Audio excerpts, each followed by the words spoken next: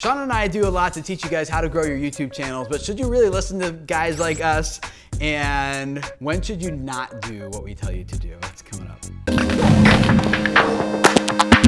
Hey guys, my name is Tim Schmoyer and welcome to Video Creators. We are all about helping you guys grow your YouTube audience so you can reach people, change their lives with the message that you're spreading. This is Sean Cannell. He is all about that, which is why he wrote this book called YouTube Secrets, which I love. So when I was reading the book, it was a great example of how if I were to write a book, I think we probably could have co-authored this. Although you co-authored it with Benji instead. Yeah. But next time you can pick me. Yeah. And no, it was a really good book and I learned a ton in here. And I love the process you go through.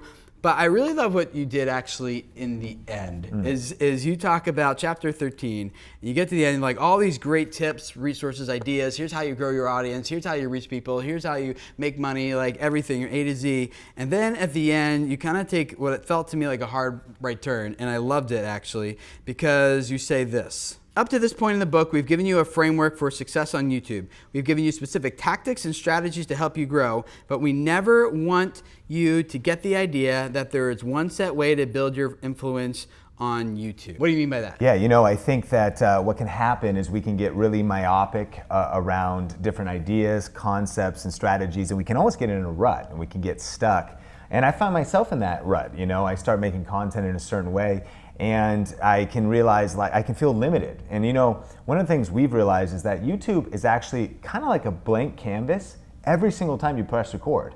You're an artist and we do an interview show format, and then I do tech show reviews on my tech channel, and I have a certain format for them. And sometimes 12 months can go by, 24 months can go by, and I realize I actually feel limited by that, and not realizing that I could do anything. I could do a Draw My Life, I could do a voiceover narrative over B-roll. You're doing a lot of inspiring stuff by switching up your formats. And so I think that it's important to be able to realize that there is always that creativity, but also that really these are principles, they're best practices, but you need to, there's a quote in the beginning from Casey Neistat, you need to learn the rules so that you can break them. Yes. And sometimes just doing things differently and completely switching it up is the very thing that could be the breakthrough for your YouTube channel. I've heard this applied to writing books. Like yours, right?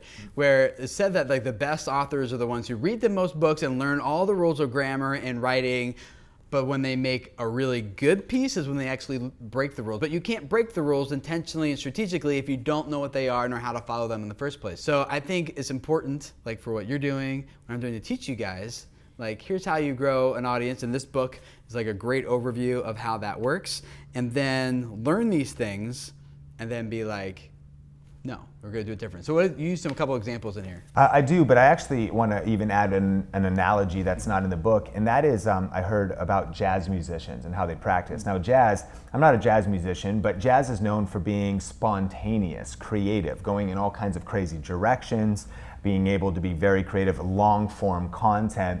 But I was hearing that master jazz players don't start spontaneous. They start by learning music theory. They start by learning all the right notes. They start by doing 8, 10, 12-hour practice days that if you would, they would be monotonous. Yes. They would just be repetitive.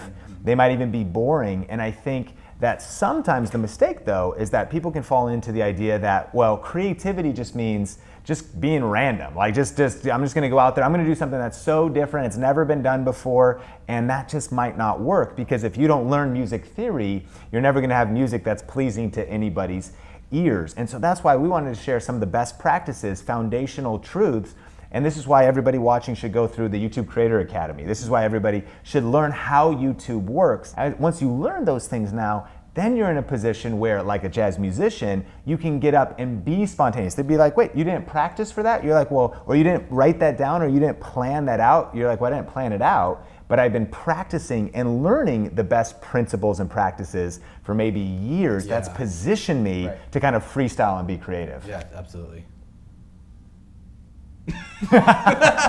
Technical difficulties.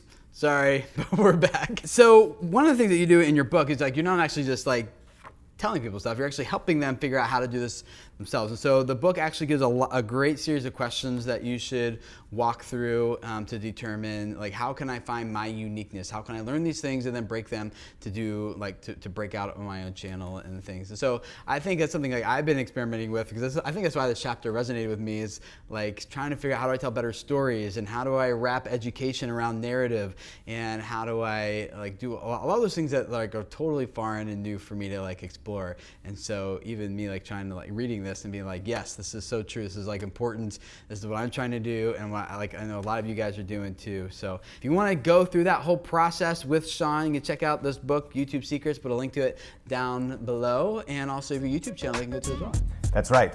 Think Media, talking about tech and a lot of gear, as well as some tips, and then Video Influencers, where we do a weekly interview show with video influencers. If you guys want to learn even more about how to grow your YouTube channel and some of the secrets and tips that top YouTube creators are using right now to blow up their channels, click that short playlist you see on your screen right here, and I will see you guys over in those next videos.